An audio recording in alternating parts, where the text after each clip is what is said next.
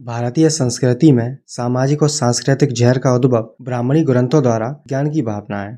इन ग्रंथों में आर्य अनार्य की बात हो या छूत अछूत वाले बदूदार समाज की चर्चा हो या वर्णागत ऊंच नीच पर बने हुए सतयुग, द्वापर युग, त्रेता युग की काल्पनिक भारतीय संस्कृति की बनावट वाली बात हो या जातिगत बनावट वाली बात हो, इन सभी बातों की चर्चा सिर्फ ब्राह्मणी ग्रंथों में मिलती है।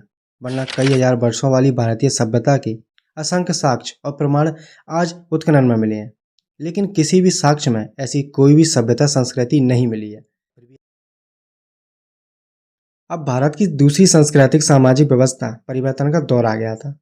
भारत मुस्लिम शासकों के अधीन हो गया था, लेकिन 400-500 साल के बाद राजपूत राजाओं के दरबार में राजपुरोहित वाले सर्वोच्च एकाधिकार प्राप्त करते हुए आनंद प्राप्त कर लेने के बाद इन पंथों के अनुयायियों को राजसुख के आनंद से दूर होना अच्छा नहीं लग रहा था।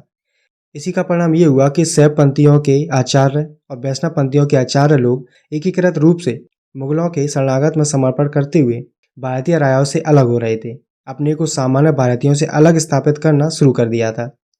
यही वो समय था जब पहली बार दूतों ने मिलकर कुछ एक पन्नों वाली पांडुलिपि में लिखित वेद का विस्तार करते हुए उसमें अपने आप को अलग नस्ल का बताया और उस पुस्तक को मुगलों के दरबार में रखते हुए अपने आप को अलग साबित करते हुए मुगलों के जजिया कर से मुक्त हो गए। उस जजिया कर से बचने के लिए कुछ सामंती शासकों ने भी मुगलों की गुलामी करते हुए अपनी बहन बेटियों को मुगल शासकों से ब्याहना मंजूर कर लिया था और ऐसे लोभी सामंत भी जजिया कर से बच गए थे और साथ ही अपने राज सत्ता को बचाने में भी सफल रहे। उसी भ्रम का पुलंदा वाली रचित वेद की वजह से सभी ब्राह्मण पंथों के समूह मुगलों के जजिया कर से मुक्त हो गए थे, क्योंकि सभी ने मिलकर अपने बचाव के लिए कुछ एक पन्नों वाली वेद की पांडुलिपि को विस्तार रूप देते हुए पहली बार उसे एक वृद्ध पुस्तक का रूप दिया, जिसमें सभी धूर्तों को सामूहिक रूप से अलग बताया गया था। इस प्रजाति और मुगल सम्राट की दोस्ती इन्हीं वजह से काफी बढ़ गई।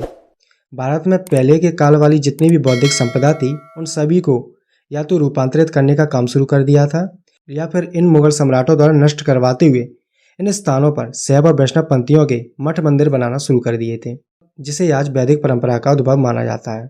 इन ब्राह्मणों द्वारा इस मुगल काल में वेद और गीता के अलावा कई अन्य प्रकार के वैदिक ग्रंथों का लेखन हुआ था, जिनमें इस समय के सम्राटों का काफी गुणगान भी देखने को मिलेगा।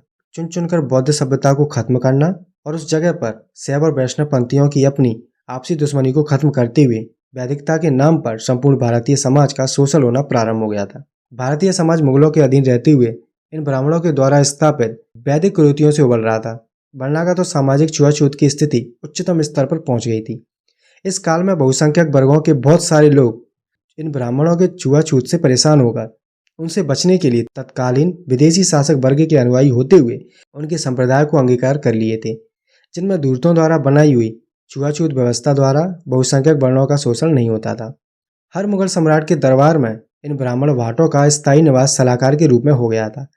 मुगल शासक को सिर्फ अपनी ऐशो आराम की जरूरत थी, तो वहीं इन ब्राह्मणों को सिर्फ राज सलाहकार के रूप में स्थान देते हुए बहुसंख्यक जनता पर भ्रम का पुलिंदा को स्थापित करते हुए शोषण करना था।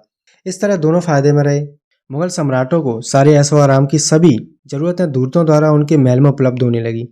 इससे सम्राट के वास्तविक जनता से लगभग सभी संबंध खत्म हो गए थे और दूसरी तरफ ये चूनमंगी राजदरबारी भ्रमशीलों द्वारा बाहरी दुनिया में बहुसंख्यक जनता पर अत्याचार और शोषण का सिलसिला जारी कर रहे थे। अब बहुसंख्यक जनता पर हो रहे अत्याचार की खबर लेने वाला कोई सम्राट नहीं था।